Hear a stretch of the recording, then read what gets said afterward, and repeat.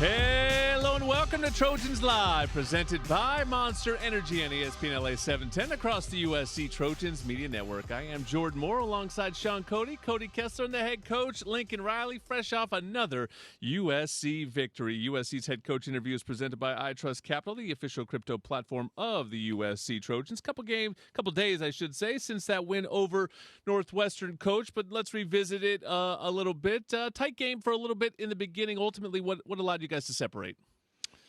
Well, we finished the first half really well. We're able to obviously get the score, get the stop right there, and then we're able to come out and grab some momentum early in the second half. We knew it was going to be a tough game. I mean, Northwestern's a good team, and you couple that with, like we talked about last week, the short week for us, those guys coming off of a bye week.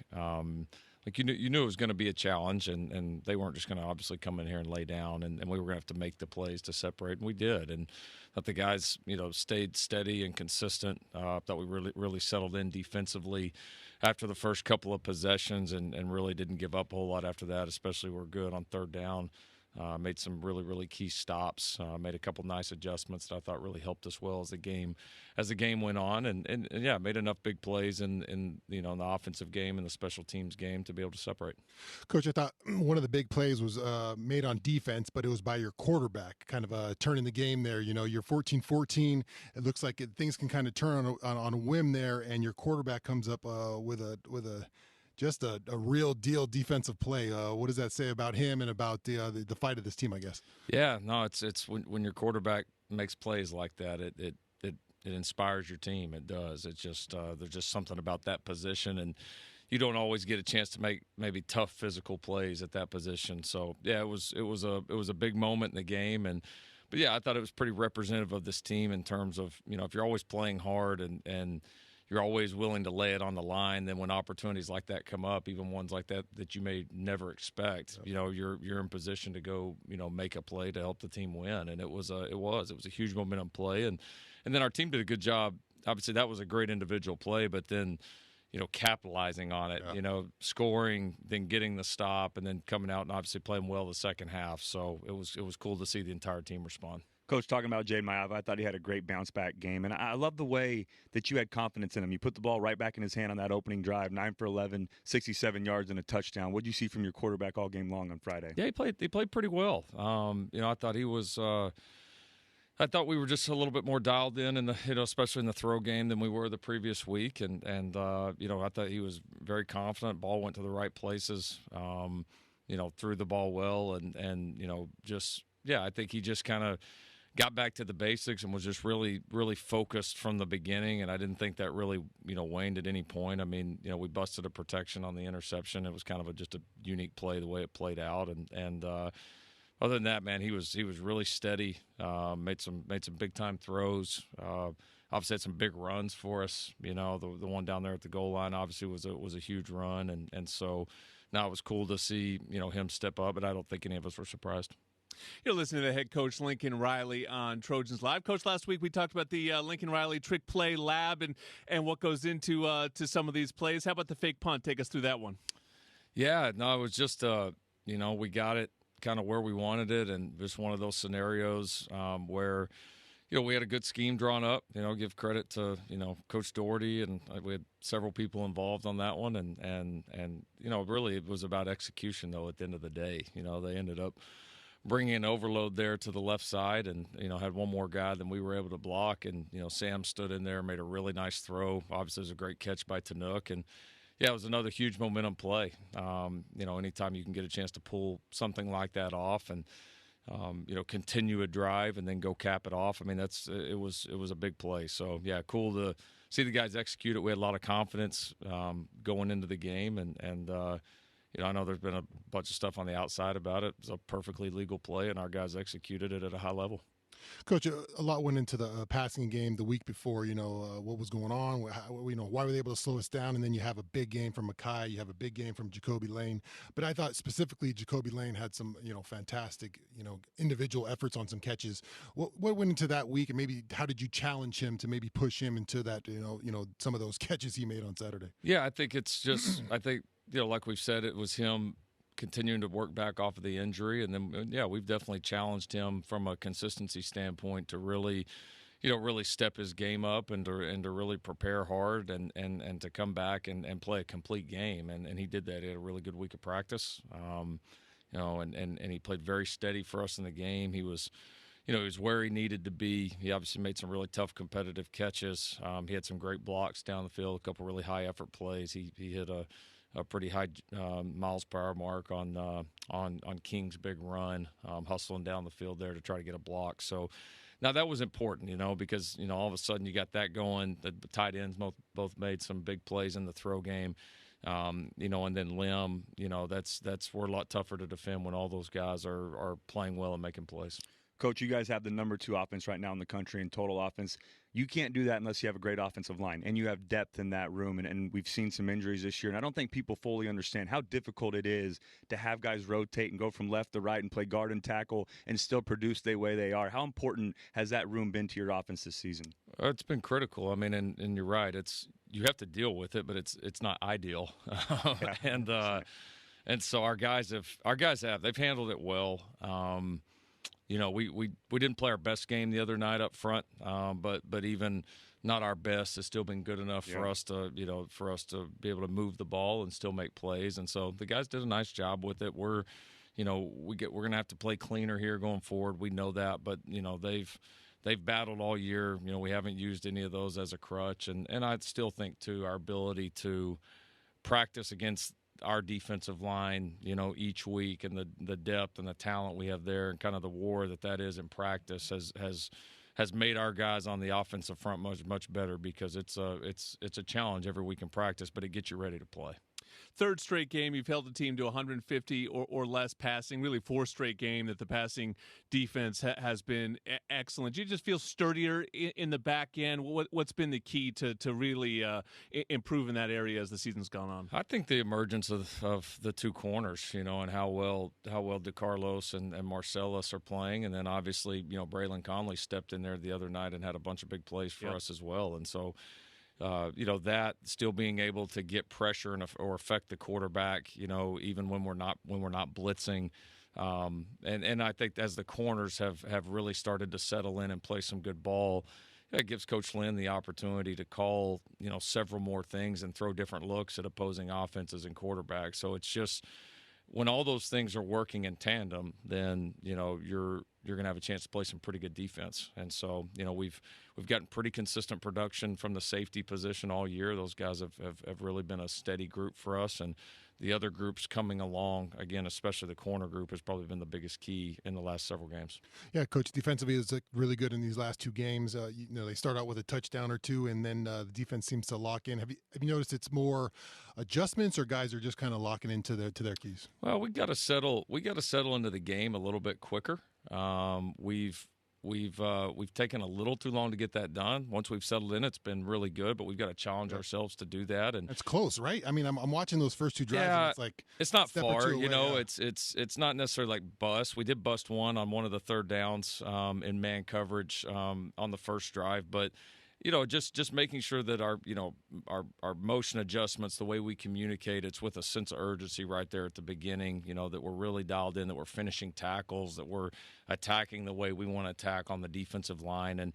And those have been the biggest differences. We're not playing a whole lot different in the early series and later. It's just we've cleaned up some things and we kind of settle in. And then it's good to see the fact that we haven't really let it rock us, like we've been able to stay steady and just go play. And obviously, now we want to really put it all together and be able to start that way. Coach King Miller has another big night on the ground. The fact that this offense has lost Wayman Jordan and Eli Sanders, 2 very talented players, but they haven't missed a beat. They've still been dominant in the run game. What's led to the success on the ground so far for USC?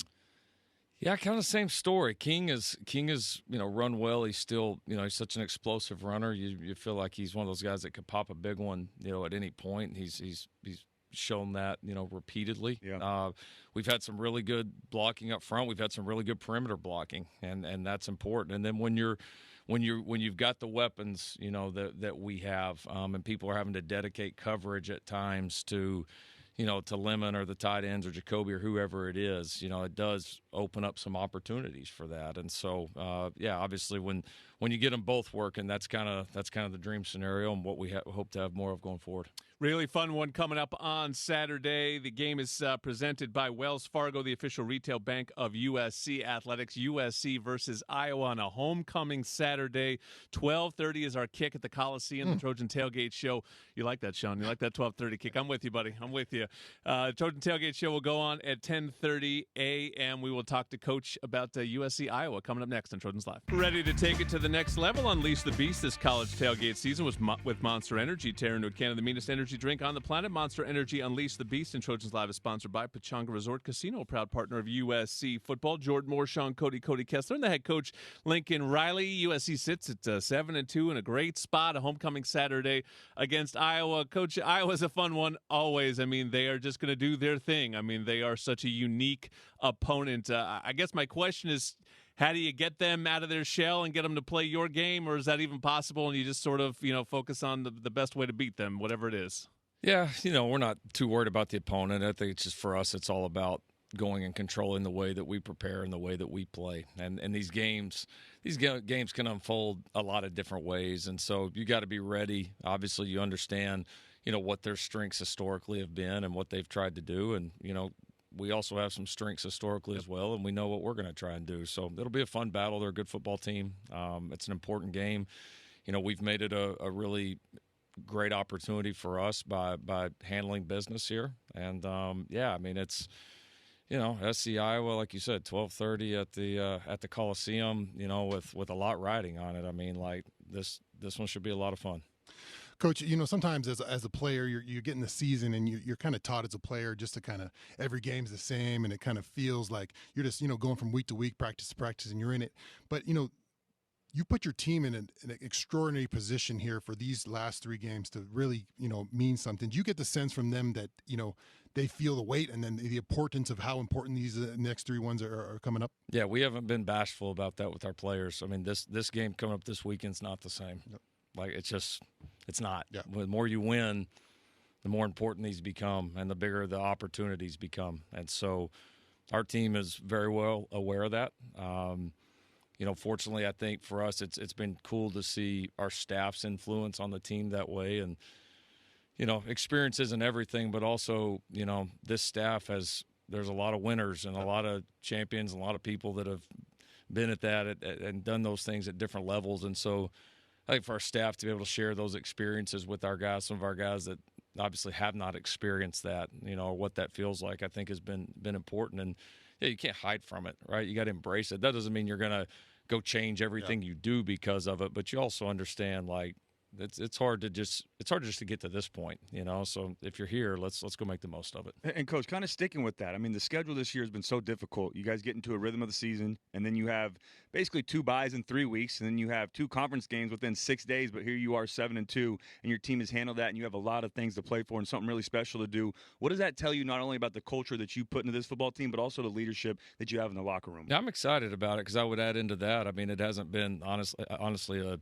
super advantageous year from an injury standpoint for this team. And so, just to overcome those things and to still be sitting here with everything in front of us is it's where we expected to be, but expecting it and doing it are two different things. I do think it shows the growth of our program, that our program is.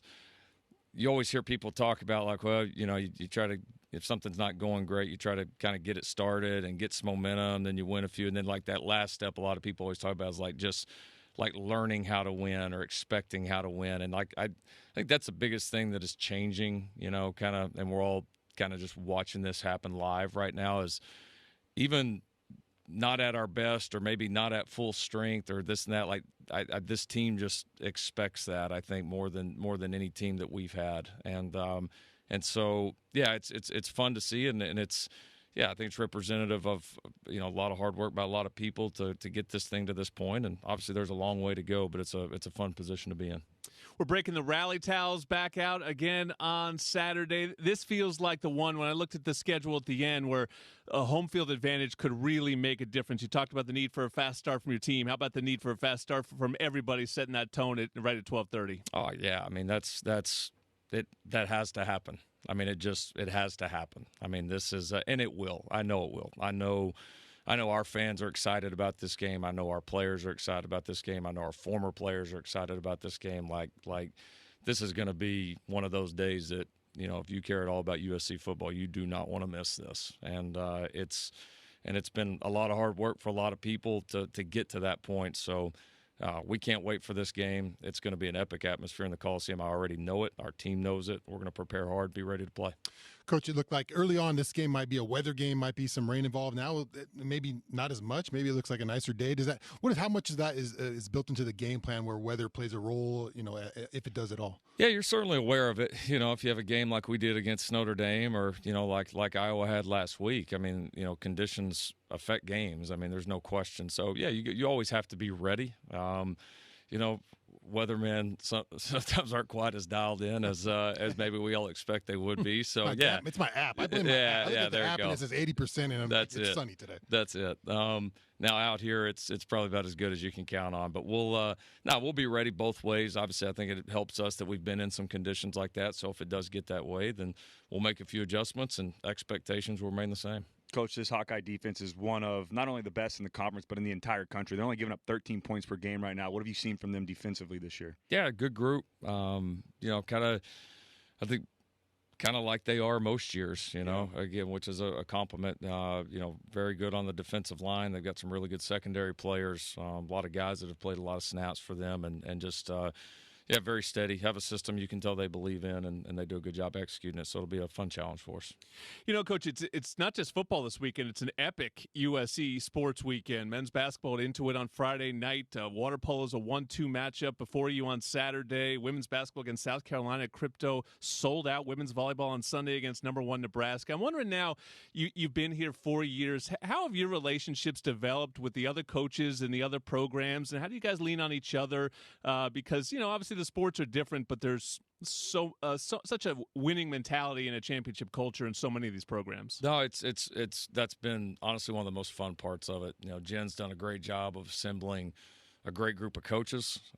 She does a really nice job of helping bring everybody together, and our other coaches are, so supportive of all of us. When we're in our own seasons, and we actually even have a big head coaches group chat. And it's just like constantly going off of, this person won that, or this group did this, and it's cool to see the support that everybody has. And then it's also great too to have these great coaches that you feel like you can lean on, that you can ask questions about, or in some form or fashion. A lot of us are going through the same things and attacking the same challenges, and so when you've got that many talented coaches, it would be crazy to not tap into that. And so no, it's a great group of coaches. It's fun to see all these different programs having success, and like you said, for all the USC Trojans out there to have a weekend like that where you can come watch all these really good teams playing these big-time games all in such a short amount of time, like that doesn't happen everywhere. It's pretty special. Let's get some wins this weekend. Coach Riley is in charge of the football one. That's at 12:30 on Saturday. It is presented by Wells Fargo, the official retail bank of USC Athletics. USC versus Iowa. Trojan Tailgate Show will go live across the USC Trojans Media Network at 10:30 a.m. Braylon Shelby is back on Trojans Live. That's next.